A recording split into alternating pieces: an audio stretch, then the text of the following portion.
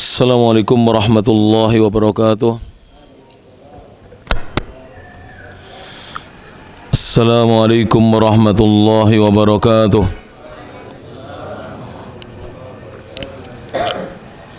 Innal hamdalillah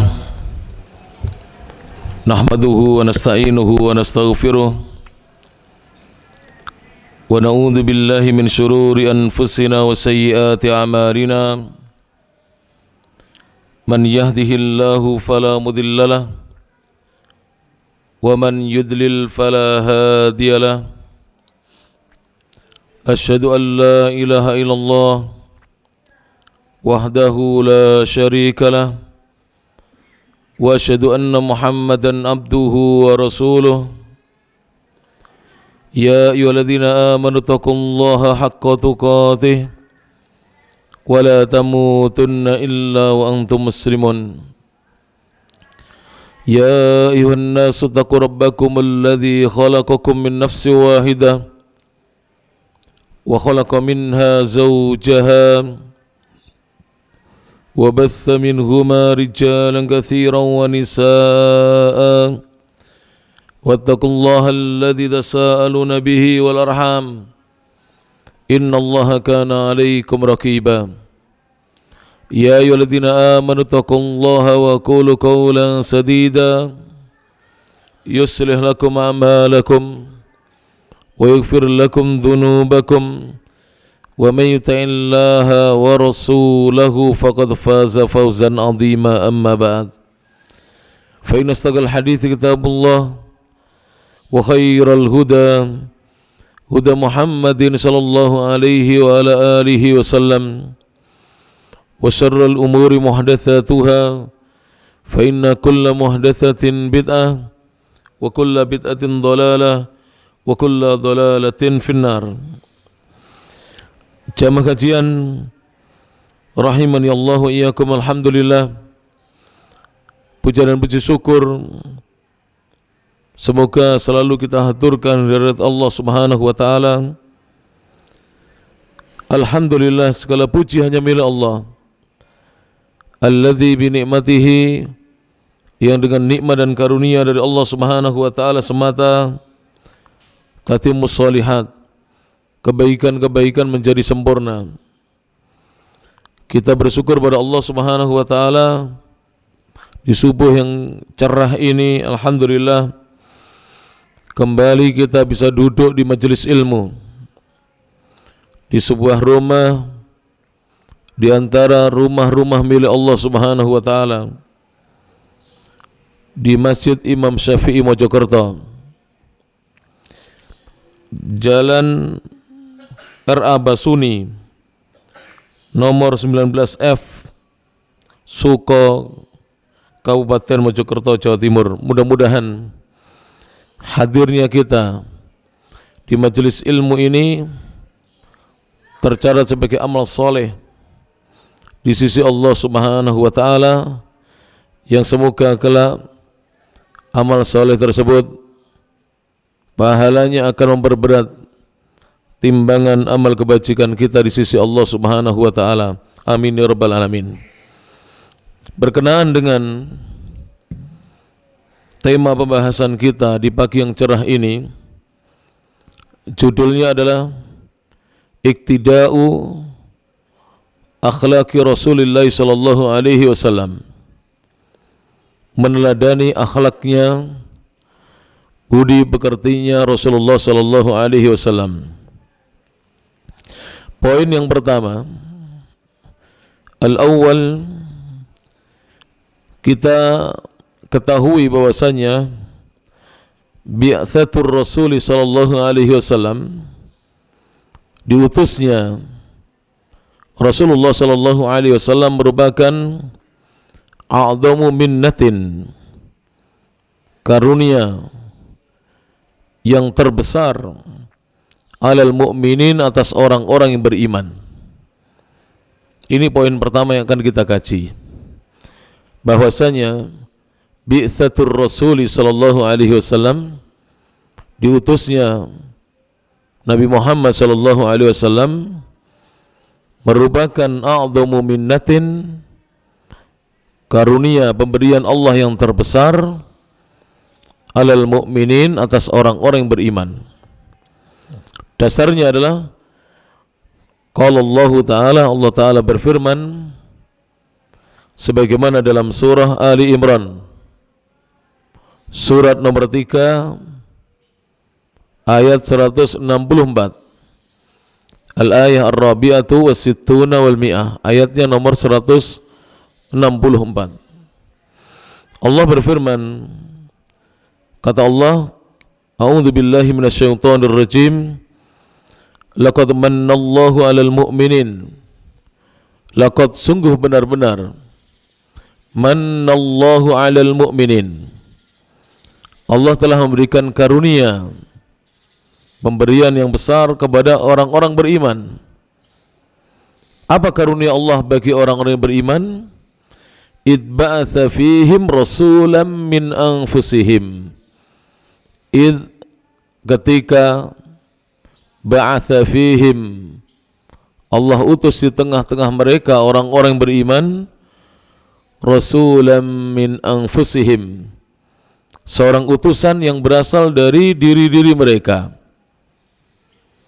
Dan betul Rasulullah sallallahu alaihi wasallam diutus oleh Allah di tengah-tengah bangsa Quraisy, yang mana beliau adalah seorang nabi dari bangsa Quraisy yang paling bagus dan paling tinggi dan mulia nasabnya. Yang tidak ada seorang pun yang mengungguli nasabnya Rasulullah sallallahu alaihi wasallam. Quraisy itu suku yang paling utama, suku yang nasabnya paling mulia dan paling tinggi. Dan Rasulullah adalah manusia pilihan yang dipilih oleh Allah Subhanahu wa taala dari suku Quraisy.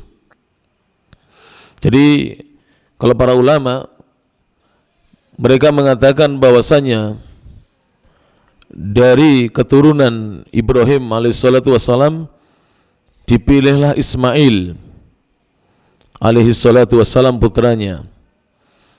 Dari Ismail dipilihlah oleh Allah Subhanahu wa taala dari keturunannya Kinanah. Dari Kinanah dipilih oleh Allah Subhanahu wa taala keturunannya adalah bangsa Arab sebagai nenek moyangnya Rasulullah sallallahu alaihi wasallam. Dari bangsa Arab Allah pilih Quraisy sebagai nasabnya Rasulullah sallallahu alaihi wasallam. Dari Quraisy Allah pilih Bani Hashim, dan dari Bani Hashim dipilihlah Rasulullah sallallahu alaihi wasallam, sehingga nasab beliau adalah nasab yang mulia, bersambung sampai kepada Nabi Ibrahim alaihissalatu wassalam. Maka Allah benar di sini ketika mengatakan laqad mannallahu 'alal mu'minin, sungguh benar-benar Allah telah karuniakan kepada orang-orang beriman. Id ba'atsa fihim rasulan min anfusihim, ketika Allah mengutus di tengah-tengah mereka seorang utusan dari kalangan mereka, dari diri-diri mereka. Apa misi yang didakwahkannya dan apa yang disampaikan oleh Rasulullah sallallahu alaihi wasallam kepada umatnya? Yatlu alaihim ayatih, beliau membacakan kepada mereka ayat-ayatnya Allah. Wa yuzakkihim, dan beliau mensucikan mereka, membersihkan mereka dari berbagai macam dosa-dosa, keburukan-keburukan. Wa yu'allimuhumul kitab wal hikmah, dan bukan hanya itu, beliau ajarkan kepada mereka Al-Quran dan As-Sunnah, Al-Kitab dan Al-Hikmah. Al-Kitab artinya adalah Al-Quranul Karim, dan Al-Hikmah adalah As-Sunnah Nabawiyah, Sunnah Nabi sallallahu alaihi wasallam. Ini diantara tugas pokoknya Rasulullah sallallahu alaihi wasallam, membacakan kepada mereka ayat-ayat Allah, membersihkan mereka, mensucikan mereka dari berbagai macam dosa dan perbuatan buruk, lantas mengajari mereka, mengajarkan Al-Quran dan As-Sunnah kepada mereka. Wa in kanu min qablu lafi dhalalim mubin, sekalipun mereka dahulu benar-benar dalam kesesatan yang nyata. Wa in kanu min qablu la fi dhalalim mubin. Sekalipun mereka dahulu berada dalam kesesatan yang nyata. Ayat ini para jemaah adalah ayat yang jelas-jelas menunjukkan betapa besarnya karunia Allah yang Allah berikan kepada orang-orang beriman dengan diutusnya Rasulullah sallallahu alaihi wasallam. Poin yang kedua, ats-tsani, terkait dengan pembahasan meneladani akhlaknya Rasulullah sallallahu alaihi wasallam. Para ulama mengatakan bahwasanya Ar-Rasul sallallahu alaihi wasallam adalah uswatun. Rasul adalah uswah, teladan, wa qudwatun, dan panutan, hasanatun, yang baik, lana, untuk kita orang-orang yang beriman. Sehingga poin yang kedua yang harus kita fahami bahwasanya Rasul sallallahu alaihi wasallam, Rasul sallallahu alaihi wasallam adalah uswah. Uswah itu apa para jamaah? Teladan. Wa qudwah, panutan. Seorang yang diikuti, seorang yang dicontoh. Namun panutan yang bagaimana? Hasanah, yang baik. Lana, untuk kita semuanya. Mana dasarnya? Qala Allah tabaraka wa ta'ala, berfirman Allah yang maha suci dan maha tinggi dalam surah Al-Ahzab, surat nomor 33, ayatnya nomor 21. Dalam surah Al-Ahzab, surat nomor 33 urutannya dalam Al-Quran, ayatnya nomor 21. Allah berfirman, laqad kana lakum fi rasulillahi uswatun hasanah. Laqad, sungguh benar-benar, kana, telah ada, lakum, untuk kalian, fi rasulillahi, di dalam diri pribadi Rasulullah, uswatun hasanah, suri tauladan yang baik. Jadi semua yang ada dalam pribadi Nabi itu teladan yang baik. Maka dari itu ya para jemaah, satu-satunya manusia yang semua gerak-geriknya, tindak tanduknya, yang semua kepribadiannya, yang semua budi pekertinya, akhlaknya, adab dan kesopanannya wajib dan harus kita tiru adalah Rasulullah sallallahu alaihi wasallam. Karena Allah Ta'ala yang mengatakan demikian, laqad kana lakum fi rasulillahi uswatun hasanah. Sungguh benar-benar telah ada bagi kalian, wahai orang-orang beriman, di dalam diri pribadi Rasulullah, suri tauladan yang baik. Untuk siapa? Ternyata bukan untuk sembarangan orang. Nabi menjadi uswah hasanah, teladan yang baik, suri tauladan yang baik, liman kana yarjullah, liman, bagi siapa saja, kana, yang dia, yarjullah, benar-benar berharap Allah, yang mengharapkan perjumpaan dengan Allah Subhanahu wa taala, yang berharap kebaikan dari Allah di dunia maupun di akhirat, wal yaumal akhirah, dan berharap hari akhir, dimudahkan hisabnya, diselamatkan ketika dia meniti as-sirat, jembatan yang ada di atas neraka jahanam, kemudian diizinkan untuk berjumpa dengan Allah sebelum masuk surga dan melihat Allah Subhanahu wa taala. Setelah itu diizinkan masuk surga, dan kemudian sudah merasakan nikmatnya surga, diizinkan untuk bertemu dengan Allah Subhanahu wa taala dan memandang wajahnya Allah. Inilah yang dimaksudkan apa yang diharapkan di akhirat. Wa dzakarallaha katsira, dan dia adalah seorang yang senantiasa mengingat Allah dengan zikir yang sangat banyak. Sehingga manusia-manusia, hamba-hamba Allah yang menjadikan Rasulullah sebagai teladan adalah, yang pertama cirinya yarjullah, berharap Allah Subhanahu wa taala. Karena Allah mengatakan liman kana yarjullah, bagi siapa saja yang berharap kepada Allah, wal yaumal akhir, dan berharap hari akhir. Yang kedua, wa dzakarallaha katsira, dan dia banyak mengingat Allah Subhanahu wa taala. Zikir itu para jamaah sebagaimana disebutkan oleh Al-Imam Ibnul Qayyim itu anwa. Jadi zikir itu ada berbagai macam bentuk zikir. Macamnya tidak hanya satu.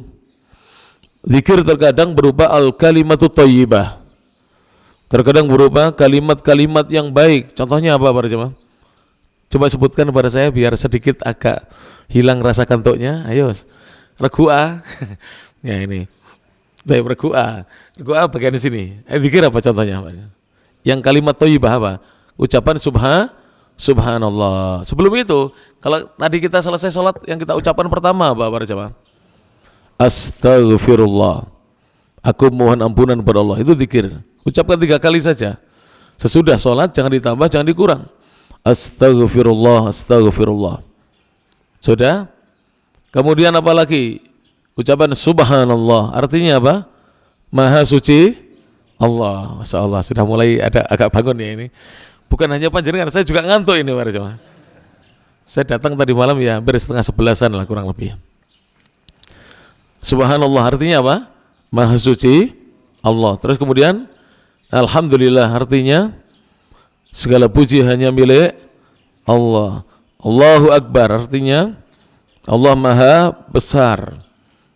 Sesudah sholat boleh dibaca 33 kali masing-masingnya. Dan itu yang biasa kita lakukan. Yang belum biasa dilakukan oleh sebagian kaum muslimin, bahkan yang sudah ngaji lama, subhanallah dibaca 10 kali. Alhamdulillah dibaca berapa? 10 kali. Allahu Akbar 10 kali. Dan tidak ditutup dengan Allahumma anta salam. Langsung baca ta'awud, al-basmalah, kemudian al-ikhlas, al-falak, an-nas. Masing-masing sholat sekali-sekali kecuali sholat al-fajar, sholat subuh dan sholat al-maghrib masing-masing 3 kali. Ini semuanya zikir, bacaan zikir. Dan boleh zikir subhanallah ba'da sholat itu dibaca 25 kali. Alhamdulillah 25 kali. Allahu Akbar 25 kali. Kemudian la ilaha illallah wahdahu la syarikalah lahul mulku wa lahul hamdu wa huwa ala kulli syai'in qadir dibaca juga 25 kali. Total 100. Boleh seperti itu. Jelas? Kemudian boleh subhanallah 33 kali. Alhamdulillah 33 kali. Allahu Akbar 33 kali ditutup dengan tahlil. La ilaha illallah wahdahu la syarikalah lahul mulku wa lahul hamdu wa huwa ala kulli syai'in qadir. Total berapa? 100. Dan boleh yang terakhir yang jarang kita baca juga subhanallah 33 kali. Alhamdulillah 33 kali. Allahu Akbar 34 kali. Total berapa? 100. Taib. Itu semuanya namanya al-kalimatu thayyibah. Dan itu bagian dari zikir. Namun jangan salah faham bahwa zikir bukan hanya itu. Zikir terkadang membaca al-kalimatu thayyibah. Zikir terkadang qiraatul Quran. Seorang membaca Al-Quran itu zikir. Dan mari para jamaah yang tahun lalu belum menghatamkan Al-Quran diusahakan tahun ini khatam. Caranya mudah. Baca saja setiap harinya 1 juz lebih. Insya Allah khatamnya kan mudah kan. Yang sulit apa? Prakteknya. Tapi saya beri teknik ya, tips cara membaca Al-Quran agar khatam sebelum akhir Ramadan. Sebelum subuh baca 3 halaman. Sesudah subuh 3 halaman. Berapa sebenarnya? 6 halaman. 6 halaman itu 3 lembar bolak-balik. Kali 5 kali sholat berapa? 30 halaman, 1,5 juz. Insya Allah apabila 1,5 juz ya cepat khatam, insya Allah 20 hari sudah khatam insya Allah. Kalau tidak sakit dan tidak lupa. Penyakitnya kita sakit, lupa dan malas. Diusahakan para jemaah, diusahakan. Ini kalau yang saya dapati para jemaah, ini bukan memuji-muji saya. Di Saudi Arabia tidak usah orang-orang alim, tidak usah para mahasiswa dan para penuntut ilmu. Saya punya TKI di Saudi Arabia yang saya bimbing itu, rata-rata saya tanya sudah khatam berapa kali? Rata-rata selama bulan Ramadan 2-3 kali. Itu TKI berarti. Dengan kesibukan mereka yang jadi tukang kuli batu, jadi tukang kayu, jadi tukang batu, jadi tukang cat, jadi sopir, mereka mampu membaca Al-Quran selama bulan Ramadan itu rata-rata 2 kali khatam. Kenapa bisa? Karena suasananya mendukung. Kalau di sini suasananya mendukung apa? Yang mendukung itu makan, belanja di sini. Antara itu, bukan ibadah. Ibadahnya kurang mendukung. Maka kadang-kadang kita belum khatam karena tidak ada teman yang di masjid baca Quran. Kalau di Saudi itu kalau menunggu iqamah itu baca Quran mereka. Diusahakan dimulai nanti ya. Ini setelah ini setelah kajian, bagi yang tidak ada pekerjaan pagi baca Quran dulu. 3 halaman pulang. 3 halaman itu insya Allah maksimal 15 menit. Insya Allah maksimal itu. 1 halaman 5 menit. Kalau sudah lancar apalagi hafal, itu hanya 2 menit 1 halaman, berarti 6 menit saja separuhnya. Insya Allah sudah selesai. Dicoba para jemaah yang rahmati Allah Subhanahu wa taala. Kemudian zikir juga bukan hanya membaca Al-Qur'an. Ad-du'a, berdoa itu juga bagian dari zikir. Jadi ketika kita banyak berdoa, ini artinya kita ini orang yang banyak berzikir kepada Allah Subhanahu wa taala. Insyaallah kita orang yang akan dimudahkan untuk meneladani Rasulullah sallallahu alaihi wasallam. Ini kuncinya. Orang yang dimudahkan untuk meneladani Rasulullah sallallahu alaihi wasallam adalah orang yang pertama apa? Selalu berharap Allah, yang kedua berharap hari akhir, dan yang ketiga selalu banyak mengingat Allah Subhanahu wa taala.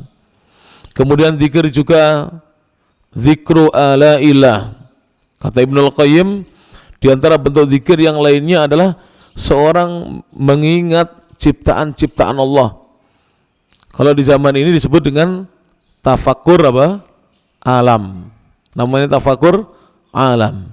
Pergi ke alam bebas, melihat keindahan ciptaan Allah, kemudian memuji Allah Subhanahu wa taala, memikir-mikirkan betapa besar ciptaan Allah, betapa sempurnanya ciptaan Allah Subhanahu wa taala.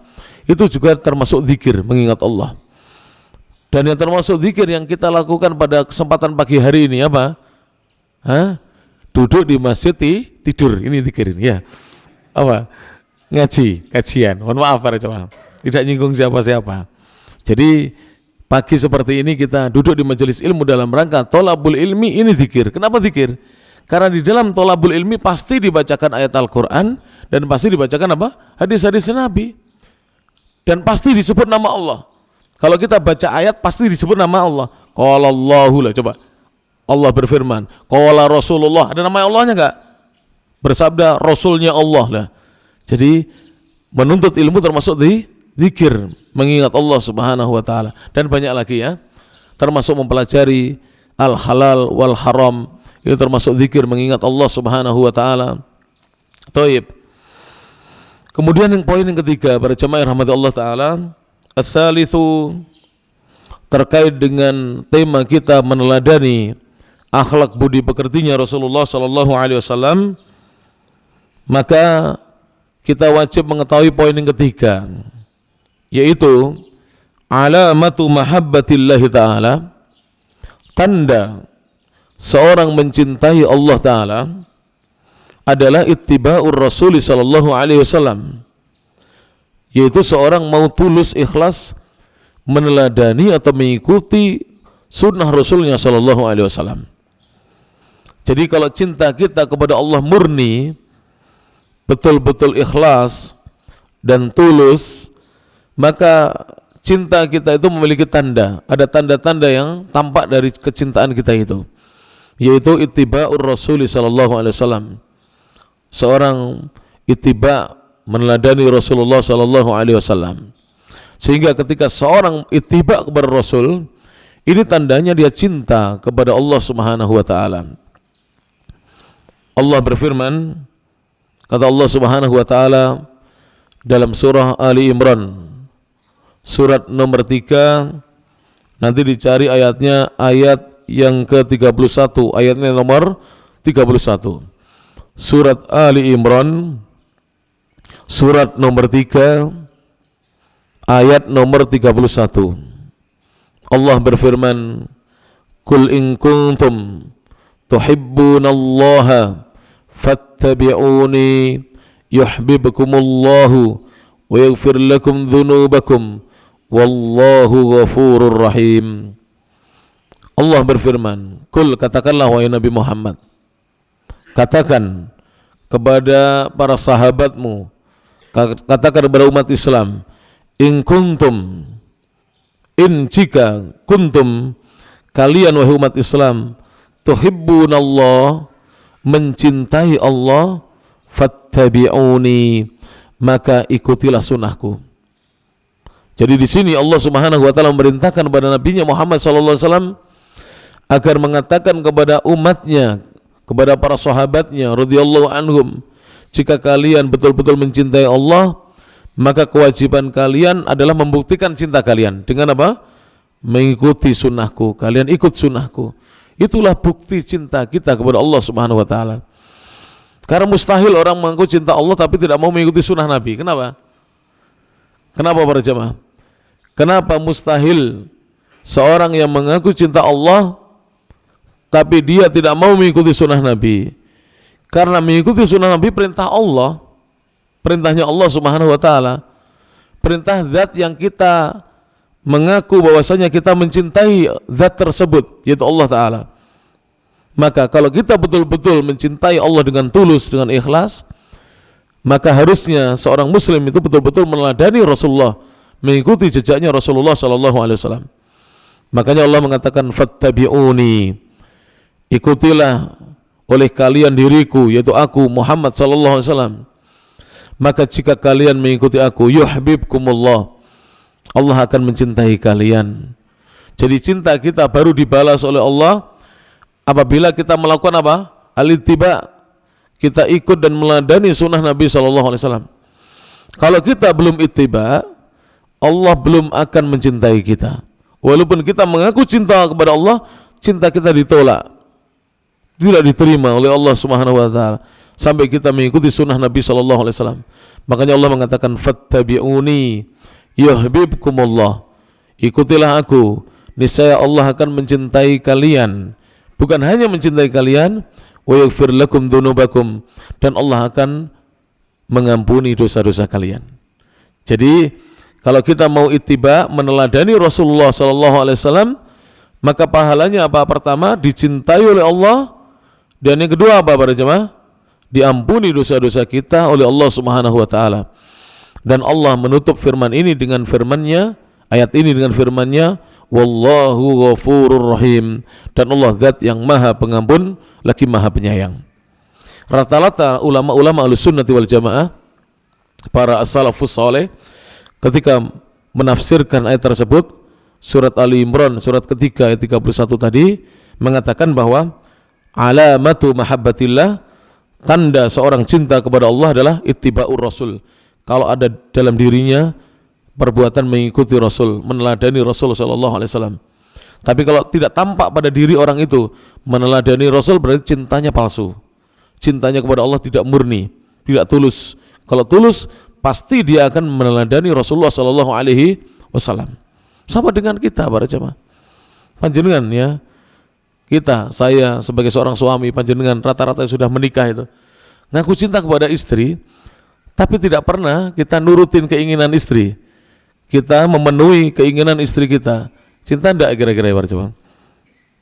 Cinta tidak para jemaah? Anaknya 5 padahal, anaknya 7, tapi setiap istri minta sesuatu hanya di PHP, atau PHP, nah, pemberi harapan palsu, tidak pernah dipenuhi.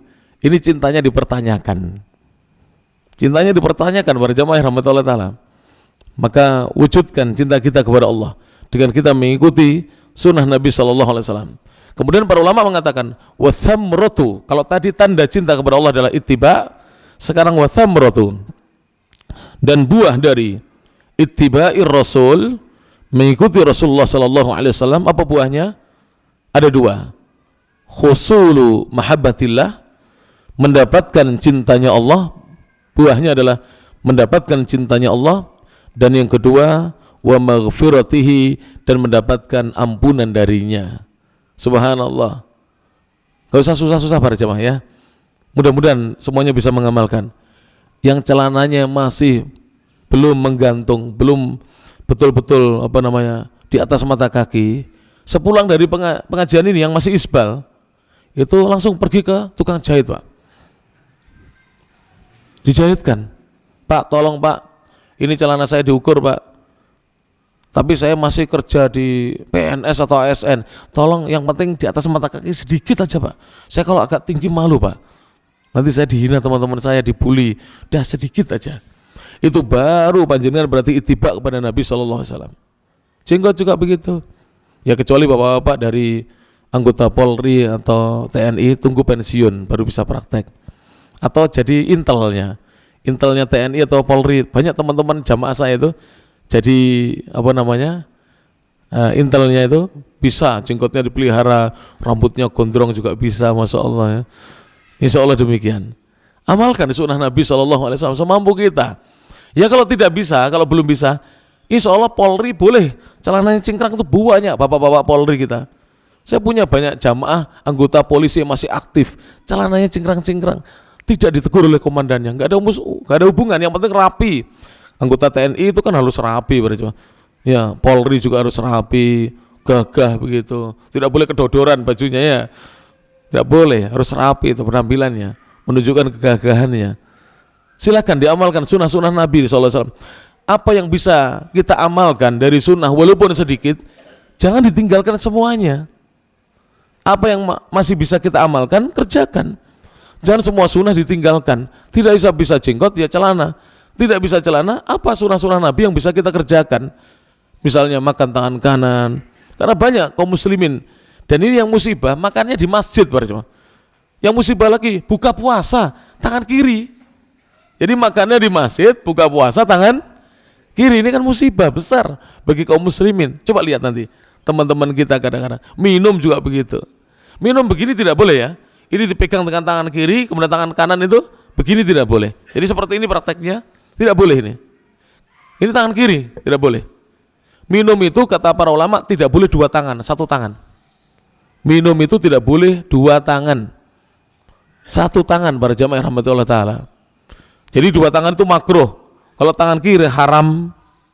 Kalau alasannya kotor loh, gelas nanti dicuci, kemudian gelas aqua nanti dibuang, kenapa takut kotor? Pegang saja, bismillah, tangan kanan. Masih banyak kawan-kawan kita pas buka puasa kan tangannya kotor, minumnya begini, tidak boleh itu. Baru tahu ya, tidak boleh. Baca kitabnya para ulama tentang adab-adab makan dan minum. Minum dua tangan itu tidak boleh, makruh. Kalau tangan kiri haram, tangan kanan itu yang sunnah. Kerjakan yang sunnah dari Nabi SAW. Masuk masjid, langkahkan kaki kanan dulu, sunnah. Keluar masjid, langkahkan kaki kiri dulu, baca doanya ketika masuk masjid. Bismillah, wassalatu wassalamu ala rasulillah, Allahumma ftahli abwaba rahmatik. Keluar, langkahkan kaki kiri, baca doa, Bismillah, wassalatu wassalamu ala rasulillah, Allahumma inni as'aluka min fadlik. Masuk kamar mandi, langkahkan kaki kiri dulu, sebelumnya di luar baca Bismillah, Allahumma inni a'udzubika minal khubuthi wal khaba'ith. Kemudian keluar, langkahkan kaki kanan dulu, ucapkan ghufranaka. Ini sunnah-sunnah Nabi. Jangan kita tinggalkan semua sunnah-sunnah Nabi SAW. Kalau kita ingin cinta kita kepada Allah Subhanahu wa taala berbuah cinta dari Allah, dibalas cinta kita, dan berbuah ampunan dari sisi Allah Subhanahu wa taala. Surat apa tadi para jemaah? Ali Imran surat ketiga 31.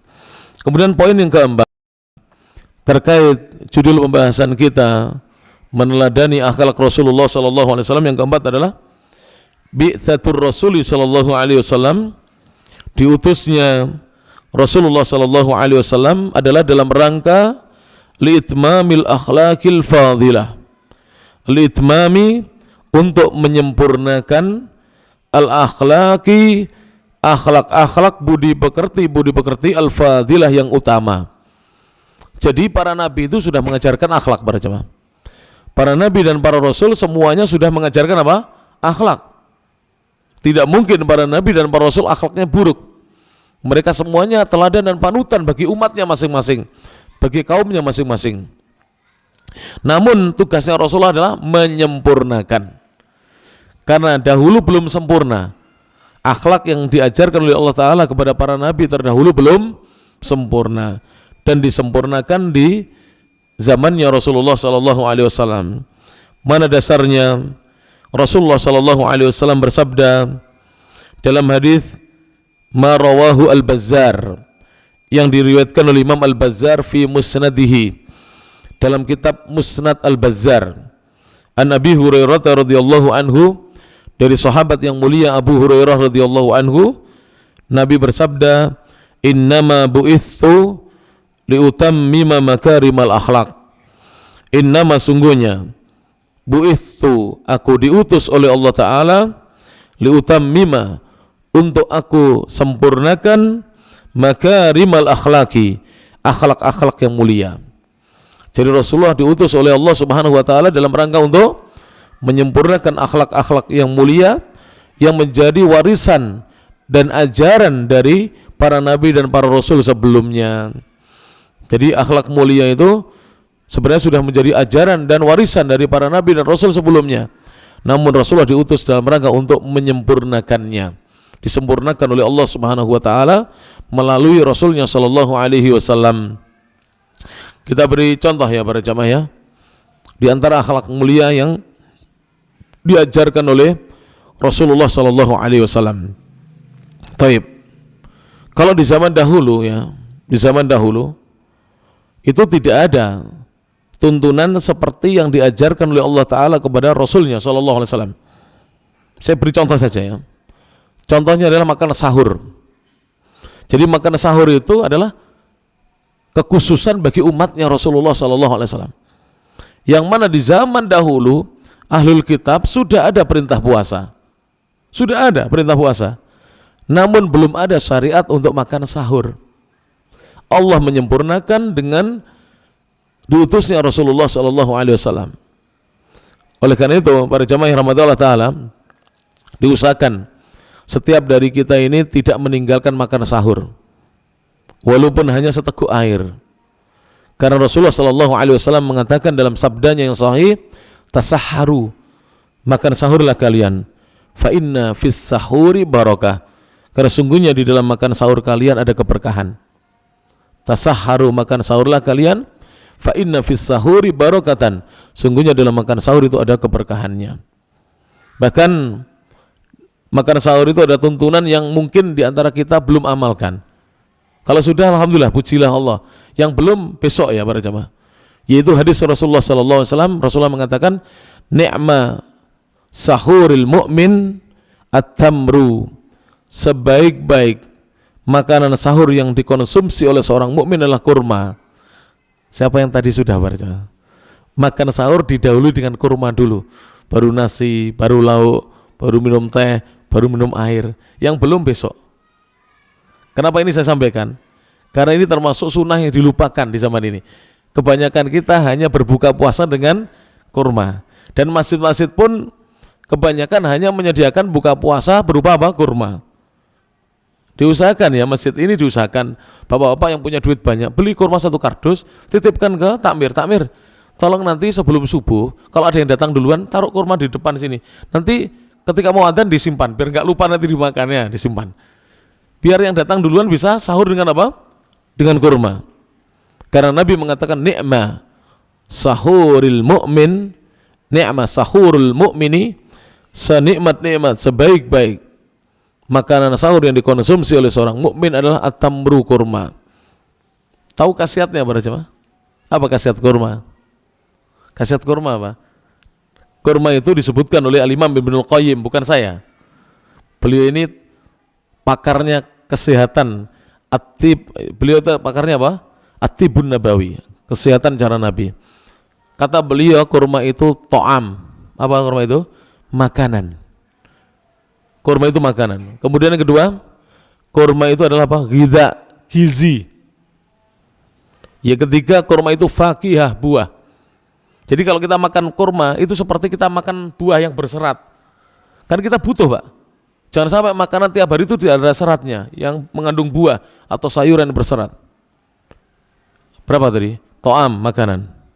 Ghidha, gizi. Fakihah, buah. Kemudian yang ketiga, kurma itu dawa, obat. Kurma itu obat para jemaah. Subhanallah. Dan kurma itu yang keempat adalah halwa, manisan. Tapi kalau antum makan kurma, ini yang ajaib. Mohon maaf ini, tidak sedang mengkritik siapapun.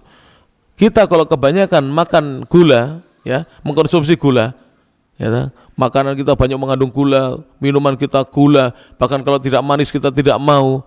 Itu menyebabkan penyakit apa? Diabetes, penyakit gula. Kalau kurma tidak. Orang Arab itu para jemaah, saya kasih tahu, setiap hari makan kurma. Bukan setiap waktu duduk, kalau mereka duduk itu camilannya itu kurma. Di meja mereka ada kurma, di tempat mereka kerja itu ada kurma. Setiap hari. Tapi mereka kalau minum teh, minum kopi tidak pakai gula. Sampai sekarang. Minum teh, minum kopi, yang kopi asli Arab ya, dan teh itu tidak pakai gula. Langsung minum teh, pahit begitu, kemudian makan kurma. Jadi manisannya adalah apa? Kurma. Alhamdulillah. Tidak seperti di Indonesia ini banyak yang kena gula, kencing manis. Di Saudi tidak. Subhanallah. Nikmat dari Allah Subhanahu wa taala kurma itu. Makanan yang semuanya, bahkan kurma itu mirip kelapa. Namun khasiat kurmanya lebih baik daripada kelapa. Dari atas, dari daunnya sampai batangnya sampai akarnya bisa dimanfaatkan kurma itu.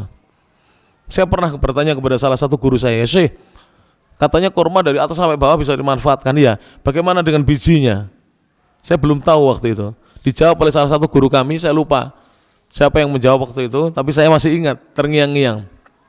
Waktu kita belajar di Makkah, katanya kurma itu antum tidak tahu, di sini dibuat kopi katanya. Jadi kurma itu digiling dibuat kopi. Dan di kampung, di pedalaman, di Badui, kurma itu makanannya onta. Jadi onta itu kalau makan kletuk-kletuk itu untuk camilan itu kurma. Kletuk itu bijinya kurma dimakan. Dibuat kletuk-kletuk. Kalau gigi kita bisa patah ya, pecah. Kalau onta tidak, kletuk-kletuk dikeremus itu. Kletuk-kletuk gitu. Subhanallah. Nikmat dari Allah Subhanahu wa taala. Maka Rasulullah menyempurnakan para jemaah. Bahkan menyempurnakan agama ini secara khusus dan juga menyempurnakan akhlak. Itulah Rasulullah sallallahu alaihi wasallam, menyempurnakan akhlak. Akhlak apa contohnya? Mohon maaf ini ya. Saya berikan contoh. Tentu contoh itu akan menyinggung karena ada kaitannya dengan ahlul kitab. Di kalangan ahlul kitab itu kalau dipukul pipi kiri disuruh mengasihkan apa? Memberikan pipi kanan. Kalau dalam Muslim bagaimana? Lebih indah dan lebih sempurna. Kalau kamu dipukul pipi kirimu, kamu boleh membalas sekeras itu memukul pipi kirinya dia. Tidak boleh lebih. Tapi kalau kamu mau memaafkan, itu yang terbaik. Mana yang lebih baik? Para jemaah, ini ya para jemaah, ajaran Rasulullah ini kalau antum kaji, kalau kamu dipukul pipi kirimu, kamu boleh membalas semisalnya. Ini mewadai bagi mereka-mereka yang masih emosinya tinggi, yang tidak terima ketika dipukul. Yang ini memadai orang-orang yang akhlaknya baik, silakan dimaafkan. Sebagaimana Rasulullah SAW disakiti tidak pernah dibalas oleh beliau. Maka mana yang indah Pak? Dipukul pipi kiri suruh ngasih pipi kanan, benjol semuanya kita. Akhlak Rasulullah SAW. Tidak ada ya ajaran yang seluas dan sesempurna Rasulullah SAW. Ajarannya Rasulullah SAW. Mana panitia? Panitia. Oh, bentar. Pak Mahmud, jam berapa tadi suruknya? 05 lebih berapa Bapak? Enggak lihat ya? 33. Tambah 15 berapa Pak? 0538. Sudah masuk? 48 belum. Kita tambah sedikit supaya nanti setelah ini sholat isyraq para jemaah. Sholat isyraq itu sholat 2 rakaat yang dikerjakan apabila seorang berjamaah di masjid, bukan berjamaah di rumah. Berjamaah di masjid, kemudian dia duduk di masjid untuk berzikir atau mendengarkan pengajian. Karena mendengarkan pengajian itu zikir. Lalu dia sholat 2 rakaat. Syekh bin Baz mengatakan sholatnya adalah tambahkan rubu' sa'ah atau thuluth sa'ah, 15 menit sampai 20 menit dari waktu tuluknya, mulai terbit. Karena begini, matahari itu begini, kalau ini bulatan ya, anggap aja ini adalah ufuk. Ufuk itu apa? Cakrawala. Matahari kalau baru keluar ini namanya tuluk. Kalau sudah begini lah ini, sudah lepas, sudah satu penggala atau satu tombak, itulah 15 menit atau 20 menit dari waktu tuluk.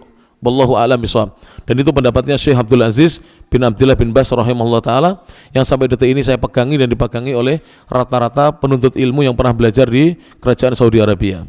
Tambahkan 15 menit antum sholat isyraq. Pahalanya seperti apa? Seperti orang yang berumrah atau berhaji yang sempurna, Masya Allah. Jadi bagi kita yang belum pernah umroh, ingin dapat pahala umroh, sholat isyraq. Nah, tapi syaratnya harus di masjid. Di masjid. Boleh misalnya batal wudhu dulu, nanti balik lagi sholat. Silahkan.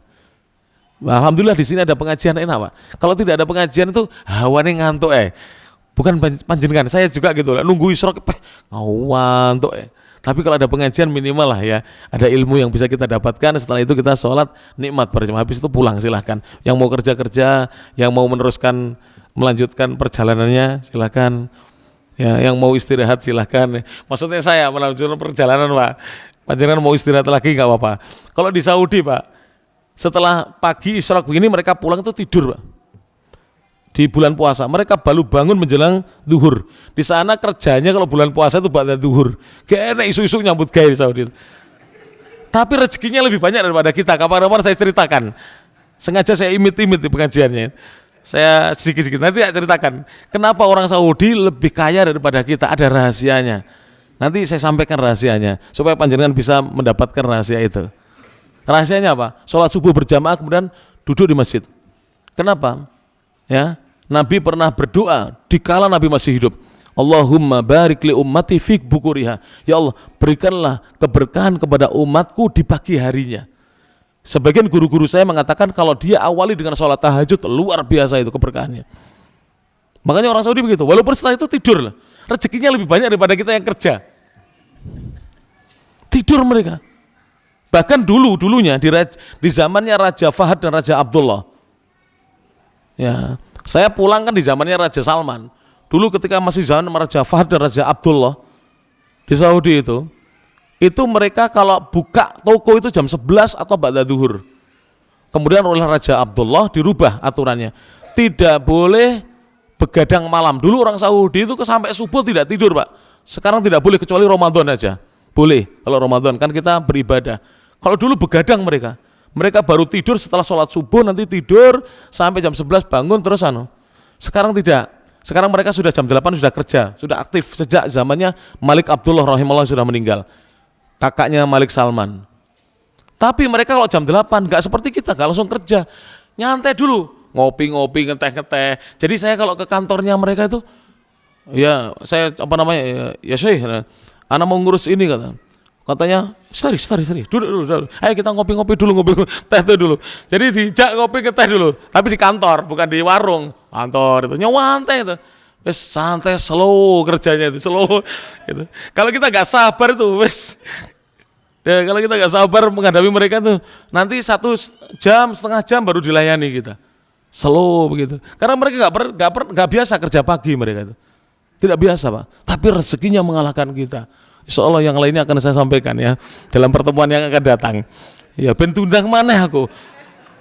Panitia gak di model ini ustadznya harus diperai ini gak diundang mana, biar diundang lagi. Memang sengaja saya imit ilmunya ya, Insya Allah. Ini masih pembahasan yang keempat Pak, Insya Allah. Lah panjenengan ngantuk kabeh ngono loh. Tadi separuh ngantuk saya lihat, termasuk saya sebenarnya ngantuk. Kalau saya nggak baca kitab pasti ngantuk itu. Ya, makanya saya maklumi kalau bapak-bapak ngantuk itu wajar. Tadi malam kan sholat taraweh, kemudian tadi sahurnya kebanyakan, masya Allah. Ya. Coba kurma nanti, apalagi kurma tok tanpa yang lain, kurma dan air zam-zam, panjenengan jalani, subhanallah. Saya dulu di Arab itu seringnya sebelum datang istri saya Pak, itu kurma air zam-zam. Setelah datang istri ya wes rusak gitu. Loh, bener Pak, harus makan nasi. Wanita Indonesia nggak bisa nggak makan nasi itu. Harus makan nasi, harus ada kerupuknya, repot itu, ya kan? Kalau belum datang istri kita bisa sesuai dengan adatnya orang Arab. Adatnya orang Arab tidak ada pagi sarapan nasi, tidak ada, Pak. Ya. Kalau di Makkah Madinah memang sekarang disediakan karena banyak orang umroh. Kalau di kota yang lain nggak akan dapat, panjenengan. Pagi nyari nasi nguplek satu kota nggak akan dapat. Nggak seperti sini pagi kopi celono, soto, nasi padang ada. Ya di Indonesia. Sudah, alhamdulillah sudah melek semuanya. Alhamdulillah segera sholat sunnah ya. Demikian bisa disampaikan. Ya kurang lebihnya mohon maaf. Akhirul kalam, subhanakallahumma bihamdik, asyhadu an la ilaha illa anta, astaghfiruka wa atubu ilaik. Assalamualaikum warahmatullahi wabarakatuh.